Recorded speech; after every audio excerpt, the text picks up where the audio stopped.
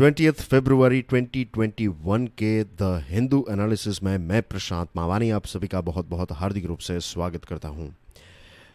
दिन की शुरुआत करेंगे, आज के डिस्कशन की शुरुआत करेंगे इस कोट के साथ। Why do you not practice what you preach. Why do you not practice what you preach का मतलब है जो आप कहते हैं वो करते क्यों नहीं हैं। इसको कहते हैं नॉलेज एक्शन गैप। हमें पता होता है कई चीज़ के बारे में, दैट इज़ नॉलेज, लेकिन आपको रिजल्ट तभी मिलेगा जब आप उसके ऊपर एक्शन लेंगे। तो ये जो गैप है, ये गैप को अगर आपको हटाना है, इसको कम करना है, तो आई डोंट थिंक सो कि बाहर से आपको कोई मदद मिलेगी। You have to help yourself. आपको कॉन्शियसली एफर्ट लेने पड़ेंगे, वो एक्शन करनी पड़ेगी, राइट। जो आपको पता है, जो सही है, वो चीज़ को आपको इम्प्लीमेंट करना होगा if you want to see good results.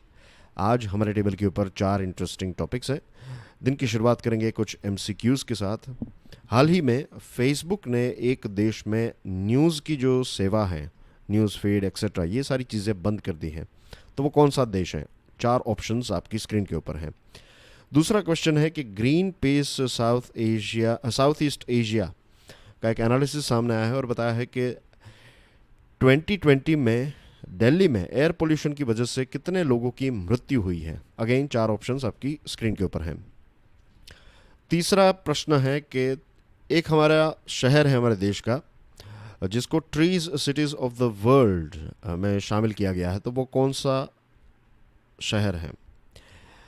Fourth question है कि एक व्यक्ति हैं जिनको मेट्रो मैन के नाम से जाना जाता है, जो दिल्ली मेट्रो रेल कॉरपोरेशन के प्रिंसिपल एडवाइज़र हैं, तो वो व्यक्ति कौन है। और लास्ट क्वेश्चन है, who is the new lieutenant governor of Puducherry. Again 4 options आपकी स्क्रीन के ऊपर हैं।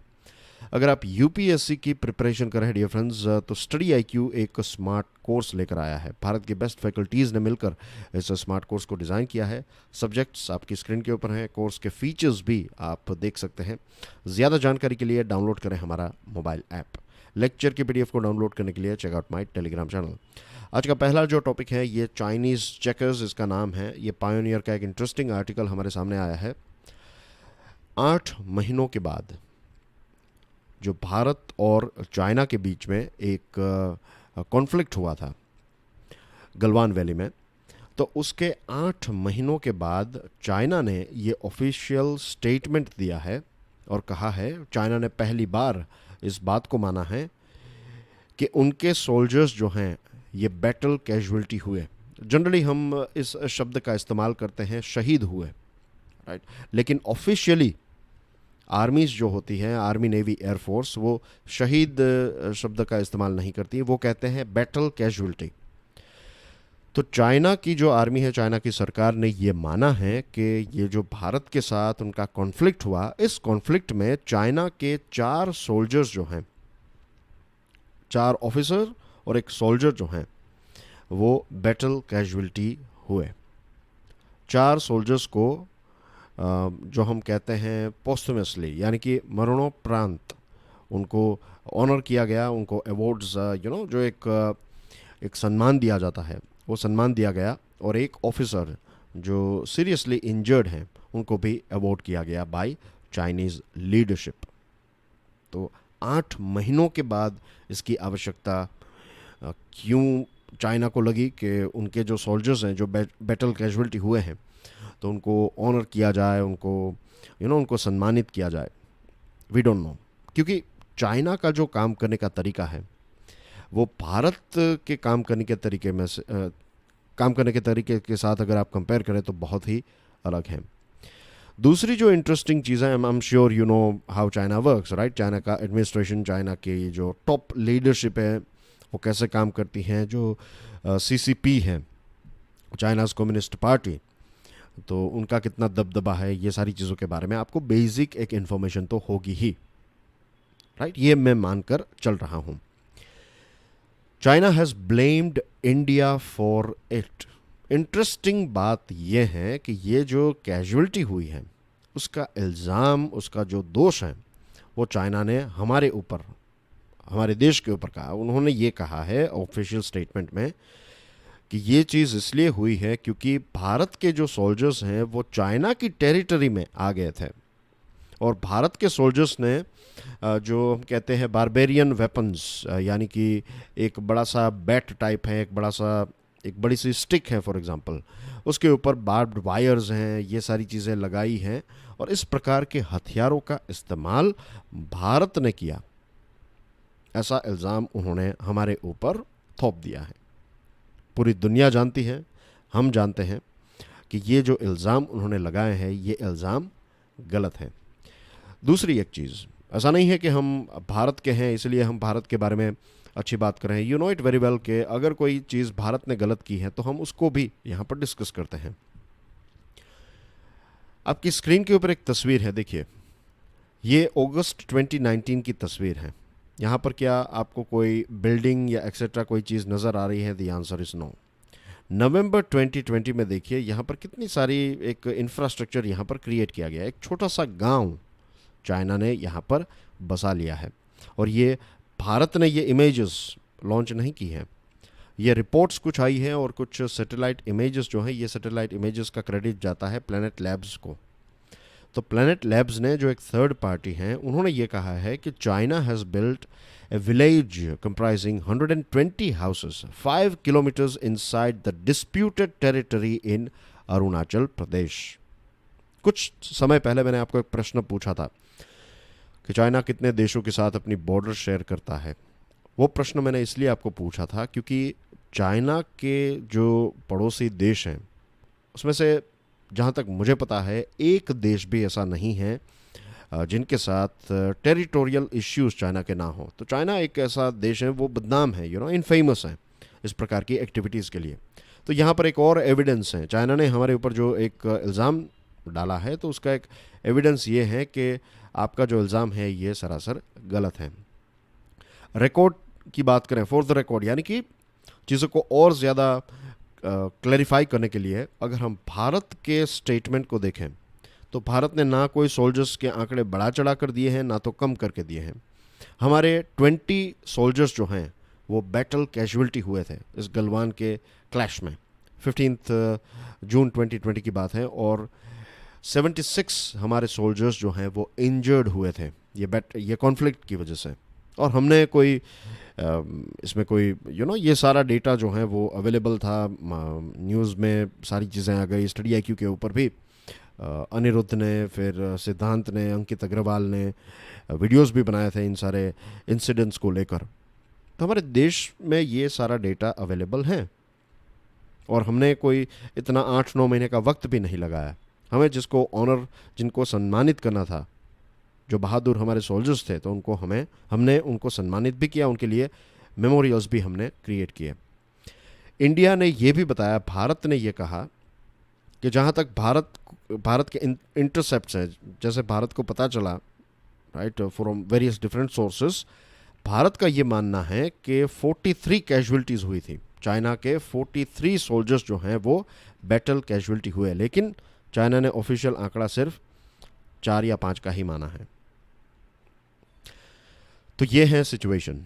Now the most important thing is कि जो हम पेंगोंग सो को हमने थरोली देखा था, फिंगर 1 से फिंगर 8 के बारे में डिस्कशन की थी, तो उसकी एक दूसरी अपडेट ये है कि ट्रूप डिसएंगेजमेंट जो है इसकी शुरुआत हो चुकी है। इट्स नियरली कंप्लीट नाउ, और दोनों देशों के बीच में, इंडिया और चाइना के बीच में, 10th round of core commander level की मीटिंग होने वाली है आज, राइट, सैटरडे को। तो आज की जो मीटिंग है उसमें गोगरा, हॉट स्प्रिंग, दिस्पांग प्लेन्स, यहाँ पर जो एक डिसएंगेजमेंट है इसको हम कैसे एग्जीक्यूट करेंगे, कैसे यहाँ पर सोल्जर्स जो हैं वो अप्रैल 2020 से पहले की सिचुएशन जो थी वहाँ पर कैसे वापस चले जाएंगे, उन सारे टॉपिक्स को लेकर आज डिस्कशन होगी। तो ये एक ऐसा विषय है जो चलता रहता है, it's a ongoing event, ongoing thing. तो इसमें और अपडेट्स होपफुली हमें कल तो संडे है तो कल हिंदू एनालिसिस नहीं होगा, लेकिन मंडे को डेफिनेटली हमें होपफुली कुछ इसके बारे में पढ़ने को मिल सकता है, तो उसके बारे में फर्दर डिस्कशन करेंगे। सो फार इस टॉपिक को यहाँ पर हम विराम देते हैं। Now let's move on to next topic, defamation as crime. ये टॉपिक को कल हमने विस्तार से डिस्कस किया था। हमने देखा कि कैसे ऐसी चीज़ें जो हैं वो हमारे समाज में, और सिर्फ हमारे समाज में नहीं, हमने देखा कि यूएसए जैसा देश और यूएसए में हॉलीवुड की एक्ट्रेसेस जो बहुत ही पैसे वाले हैं, फेमस हैं, राइट, तो ऐसे लोगों के साथ भी, ऐसी महिलाओं के साथ भी जो पावरफुल पोजीशन पर है, जो हमें लगता है कि they are very powerful, right, लेकिन ये चीज़ हमें समझनी है कि हमारे पॉइंट ऑफ व्यू से they are powerful, they are famous, they are rich, they can afford courts, यानी कि कोर्ट का जो खर्चा है, दे कैन अफोर्ड, जो वकील का खर्चा है, ये सारी चीज़ें वो अफोर्ड कर सकते हैं, इज़न्ट इट। लेकिन फिर भी बहुत सारी महिलाओं ने जो ऐसे लोग थे जिन्होंने उनको सेक्सुअली हरास किया था, उनको परेशान किया था, तो उनके बारे में एक लंबे टाइम के बाद महिलाएं सामने आई। तो दुनिया के हर एक देशों में ये सिचुएशन हमें देखने को मिलती है। तो आज हम फिर से इसको डिस्कस कर रहे हैं। नो, द थिंग इज़, आज हम ये चीज़ डिस्कस कर रहे हैं कि ये डिफेमेशन का जो एक इल्ज़ाम लगाया था एमजे अकबर, जो एक फॉर्मर यूनियन मिनिस्टर थे, जर्नलिस्ट हैं या फिर थे, और ऑथर भी हैं। तो इन्होंने प्रियंका रामानी जो हैं उनके ऊपर डिफेमेशन, यानी कि जो मानहानि हम कहते हैं, उसका एक दावा किया था कि आपने मुझ पर जो इल्ज़ाम लगाया है, मैं एक बहुत ही प्रतिष्ठित नागरिक हूं और आपके इल्ज़ाम की वजह से मेरा जो मान है, मेरा जो सम्मान है, उसको ठेस पहुंची, उसको हानि हुई है।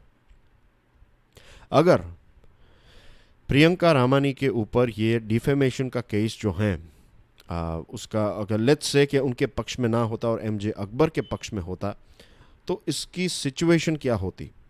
सिचुएशन ये होती कि कोई ऐसा फेमस व्यक्ति या फिर कोई भी व्यक्ति जो है, अगर उसने कुछ गलत किया है और किसी महिला ने उनके ऊपर कोई इल्ज़ाम लगाया है, तो फिर वो डिफेमेशन का केस फाइल करता है, और डिफेमेशन से फिर वो जो महिला हैं उनके खिलाफ चीज़ें चली जाती, और फिर फ्यूचर में जो दूसरी महिलाएं हैं जिनके साथ ऐसी ऐसे क्राइम्स होते हैं, तो वो कभी अपनी आवाज़ नहीं उठा पाती।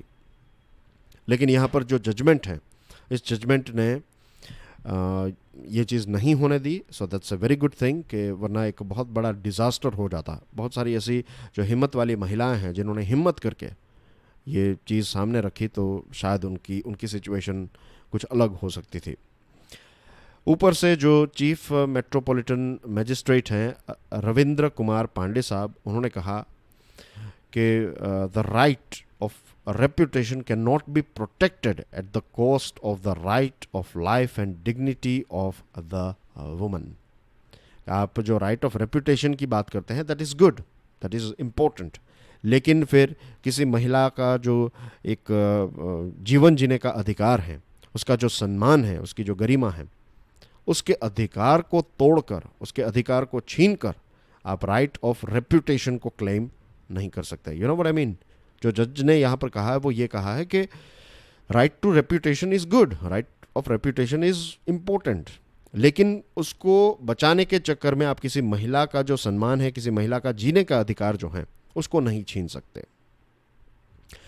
जज साहब ने यह भी कहा कि एक अनइक्वल इक्वेशन भी हमें देखने को मिलता है।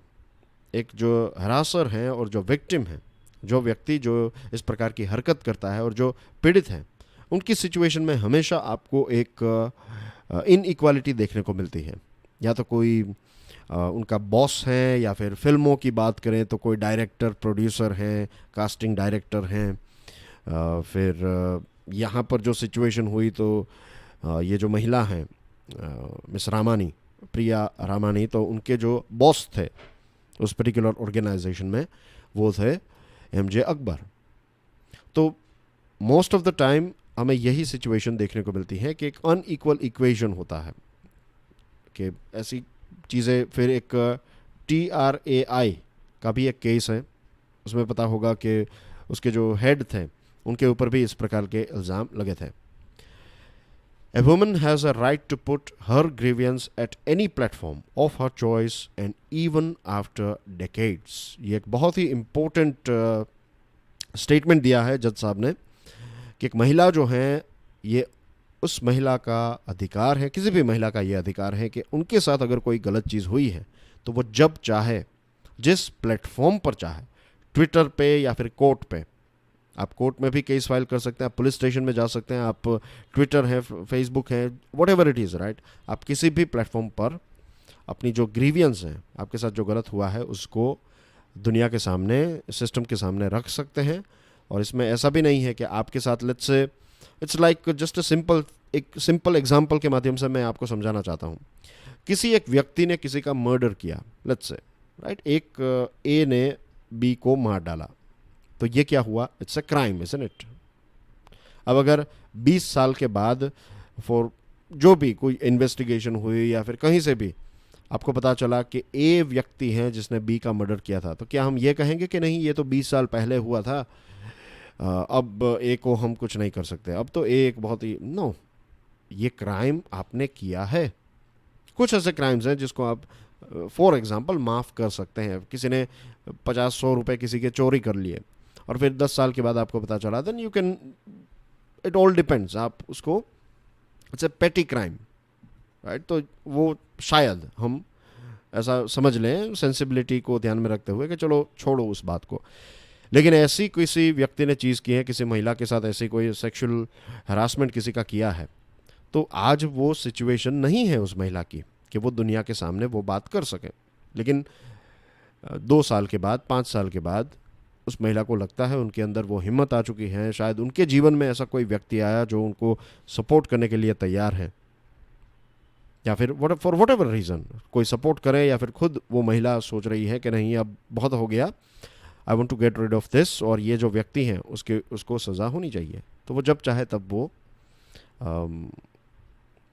इस पॉइंट को दुनिया के सामने रख सकती है या फिर केस फाइल कर सकती है। तो this is also a very positive thing. फिर कई लोग ये भी शायद सोच रहे होंगे कि तो फिर अगर आपको कंप्लेन करनी है तो आज क्यों नहीं कर रहे हैं? द थिंग इज़, आज से 15-20 साल पहले आज की सिचुएशन भी ऐसी है, इसमें कोई बड़ा डिफरेंस नहीं आया है। आप में से एक स्टूडेंट ने ये प्रश्न पूछा था कि कमेंट सेक्शन में ये लिखा है कि क्या आपने इन द सेंस मैंने कभी इस प्रकार की चीज़ों में स्टैंड लिया है? तो I would say yes. When I used to go to a particular, एक यूनिवर्सिटी की लाइब्रेरी में मैं जब पढ़ाई के लिए जाता था, तो मुझे एक ऐसी बात सुनने को मिली कि यूनिवर्सिटी बहुत बड़ी है और बहुत सारा ऐसा एरिया है वहाँ पर जो खाली बिल्डिंग है, ऐसी सारी चीज़ें हैं। तो वहाँ पर कुछ ऐसा किसी ने एक पर्टिकुलर लड़की के साथ ऐसा कुछ किया था और मुझे पता चला, तो I was not knowing the girl, मुझे रफली आइडिया था, मीन्स जो बातें मैंने सुनी थी कि किसी ने जो करने वाला व्यक्ति था वो कौन था, या फिर 1-2-3 लड़के जो थे। तो what I did, I visited the commissioner, मैंने कमिश्नर जो थे उस टाइम पर मेरे सिटी के, तो उनको मिलने के लिए गया and I wrote a letter as well. उनकी ही ऑफिस में उनका ही कागज़ उन्होंने मुझे दिया और कहा कि जो भी चीज़ आप जानते हैं वो मुझे लिख कर दे दीजिए, we will do a investigation in it.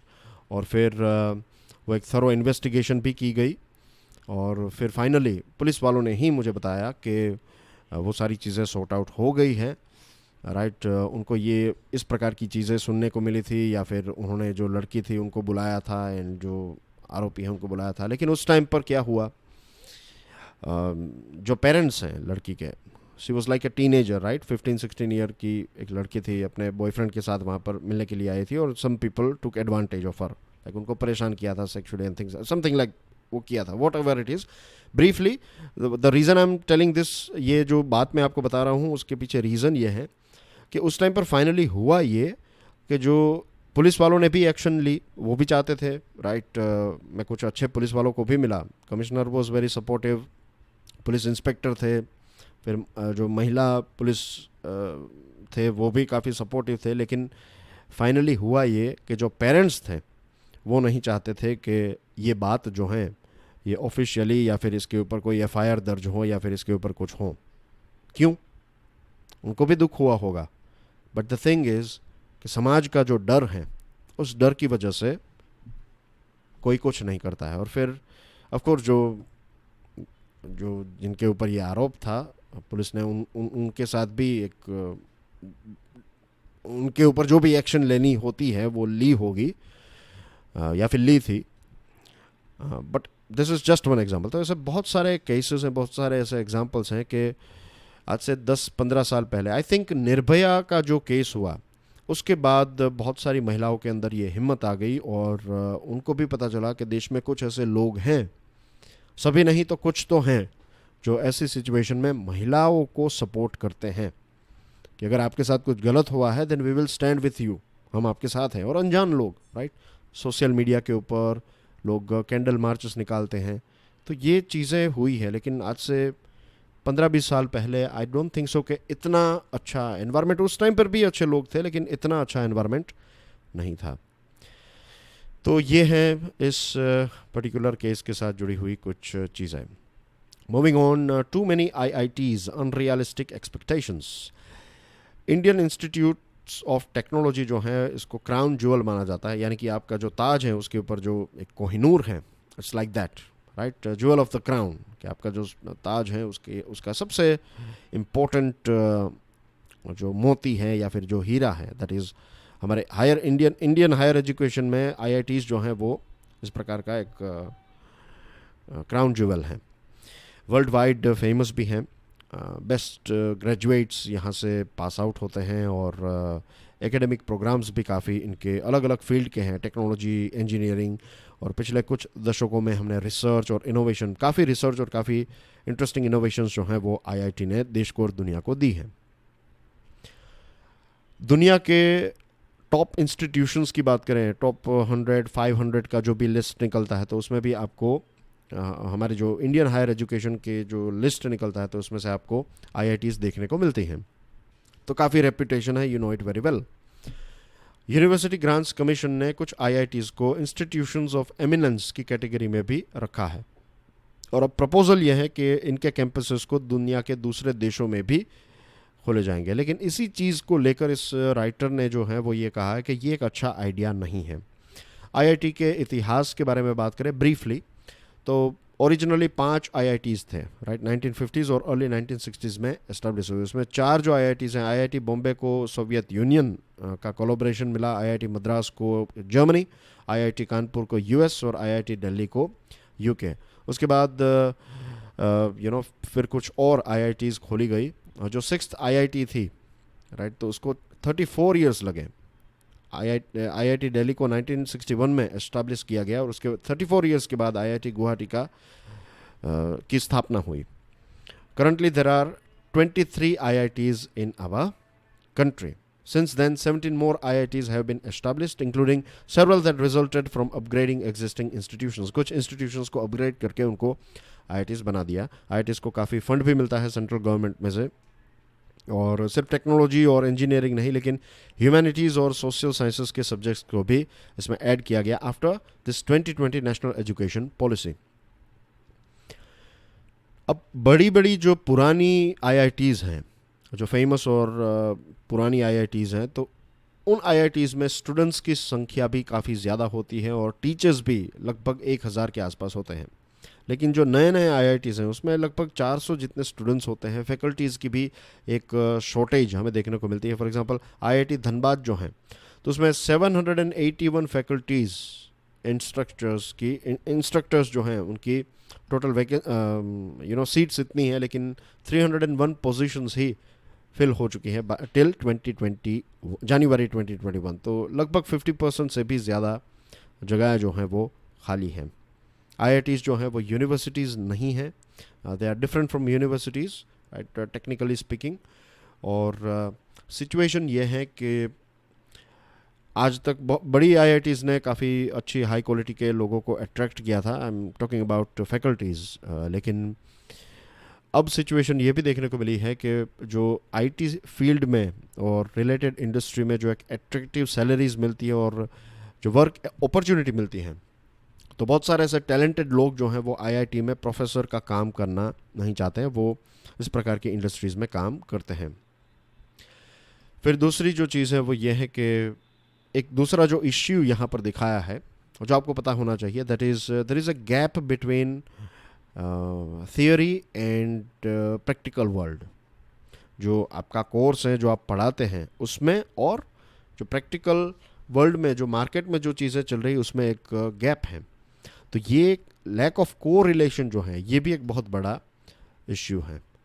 तो आईआईटीज़ को लेकर इस पर्टिकुलर आर्टिकल में ये बताया गया है कि ऑफ कोर्स आईआईटीज़ जो हैं वो काफ़ी इंपॉर्टेंट हैं, लेकिन उनको अब्रॉड नई ब्रांचेस खोलने से अच्छा है कि हमारे देश में जो छोटी आईआईटीज़ हैं उनको कैसे हम बड़ा करें, उनके साथ जुड़े हुए इश्यूज़ को कैसे हम, जैसे बेस्ट फैकल्टीज़ को अट्रैक्ट करना और कर पाना, स्टूडेंट्स जो हैं वो यहाँ पर नहीं लेकिन दुनिया के दूसरे इंस्टीट्यूशंस में क्यों, भारत के स्टूडेंट्स दूसरे इंस्टीट्यूशंस में जाते हैं, तो क्यों ना हम उनको यहाँ पर ऐसा वर्ल्ड क्लास प्लेटफॉर्म प्रोवाइड करें।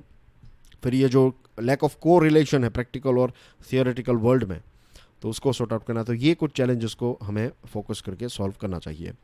Moving on to last topic of the day, the quad endures. Quad यानी कि 4 देशों ने मिलकर क्वाड्रिलेटरल सिक्योरिटी फ्रेमवर्क, जिसमें एक है यूएसए, यह है जापान, इंडिया और ऑस्ट्रेलिया, ये 4 देशों ने मिलकर एक क्वाड ग्रुप बनाया है। ये ग्रुप बेसिकली चाइना का जो एक प्रकार से एग्रेसिव तरीके से एक्सपांशन हो रहा है, तो उसको रोकने के लिए ये 4 डेमोक्रेटिक कंट्रीज़ ने, 4 लाइक माइंडेड कंट्रीज़ ने मिलकर एक ग्रुप बनाया है। बाराक ओबामा से पहले के टाइम की बात करें, जॉर्ज डब्ल्यू बुश के टाइम की बात करें, तो उस टाइम पर क्वाड जो है वो ड्रॉप हो गया। फिर बाराक ओबामा के टाइम पर भी लास्ट पोर्शन में क्वाड के बारे में डिस्कशन हुई, और उसके बाद ट्रंप आए और ट्रंप के टाइम पर क्वाड फिर से रीजुविनेट हुआ। और डाउट ये था कि बाइडन साहब जो हैं, बाइडन एडमिनिस्ट्रेशन, क्या ये क्वाड को सपोर्ट करेगा, लेकिन अभी एक मीटिंग हुई है लास्ट थर्सडे, 4 देशों के जो फॉरेन मिनिस्टर्स हैं उनकी एक वर्चुअल मीटिंग हुई, और इस वर्चुअल मीटिंग में सभी ने अपना कमिटमेंट जो है वो रीअफर्म किया है, बताया है कि हम क्वाड को लेकर सीरियस हैं। तो that is a very positive news. और बाइडन साहब के टेन्योर के पहले महीने के अंदर ही क्वाड को लेकर एक डिस्कशन हुई, तो that is also a good thing. Quad की ओवरऑल जो थीम है ये है maritime security in Indo Pacific region, यानी कि इंडियन ओशन और पैसिफिक ओशन, ये पूरा जो रीजन है, इस रीजन में मैरीटाइम सिक्योरिटी, टेररिज्म के खिलाफ लड़ाई करना, कोविड-19 के खिलाफ लड़ाई, और सप्लाई चेन जो है बिज़नेस को लेकर, जो सप्लाई चेन, एक प्रोडक्ट यहाँ वहाँ अलग अलग जगह से, रॉ मटेरियल, आपका फिनिश्ड प्रोडक्ट किसी दूसरे देश में जाएगा, तो ये सप्लाई चेन रेजिलियंस को भी मेंटेन करने की यहाँ पर बात है। तो वॉशिंगटन में, यानी कि यूएसए में जो पॉलिटिकल ट्रांजिशन हुआ, ट्रंप से बाइडन का जो ट्रांजिशन जो हुआ, तो इस ट्रांजिशन को भी क्वाड सर्वाइव कर पाए, यानी कि क्वाड इम्पोर्टेंट हैं ये 4 देशों के लिए। और ख़ास करके क्वाड इम्पोर्टेंट तब बन गया जब कोविड-19 क्राइसिस की शुरुआत हुई, जब चाइना बहुत ही एग्रेसिव तरीके से बिहेव करने लगा, और क्वाड के सभी देशों के साथ, ऑस्ट्रेलिया, इंडिया के साथ तो अभी हमने बातचीत की, जापान, यूएसए, सभी देशों के साथ बायलैटरल जो एक रिलेशनशिप थे चाइना के, वो काफ़ी बिगड़ गए। कई देशों का ये भी कहना था कि ये जो लद्दाख का डिसएंगेजमेंट है ये हो जाएगा, उसके बाद इंडिया जो है वो क्वाड को लेकर इतना सीरियस नहीं रहेगा, बट वो भी गलत साबित हुए। इंडिया के पॉइंट ऑफ व्यू से देखा जाए तो ये एक टैक्टिकल, सिर्फ मिलिट्री से लिमिटेड नहीं है, कि सिर्फ मिलिट्री एम नहीं है इंडिया का, एक स्ट्रेटेजिक एम है। यहाँ पर दूसरे जो क्वाड की थीम्स हैं वो भी हमें यहाँ पर देखने को मिलती है। तो ये सारी चीज़ें सिर्फ यहाँ पर मैरीटाइम सिक्योरिटी ही नहीं, लेकिन कोविड मैनेजमेंट, सप्लाई चेन, ये सारी चीज़ों को इंडिया इम्पोर्टेंट, मीन्स क्वाड को जब भारत देखता है तो क्वाड को सिर्फ मिलिट्री के छोटे से कंटेक्स्ट में नहीं, एक बड़े लेवल पर भारत इसको देखता है।